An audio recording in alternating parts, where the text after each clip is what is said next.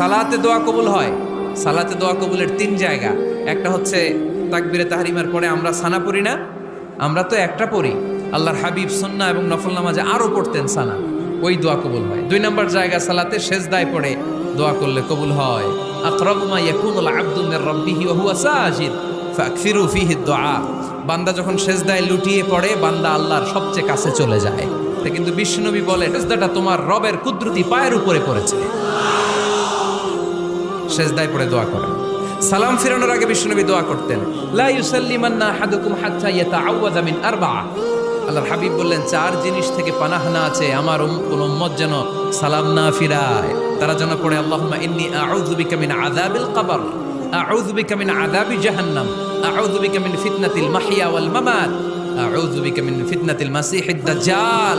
আল্লাহ কবরের আযাব থেকে বাঁচাও, আল্লাহ জাহান্নামের আগুন থেকে বাঁচাও, আল্লাহ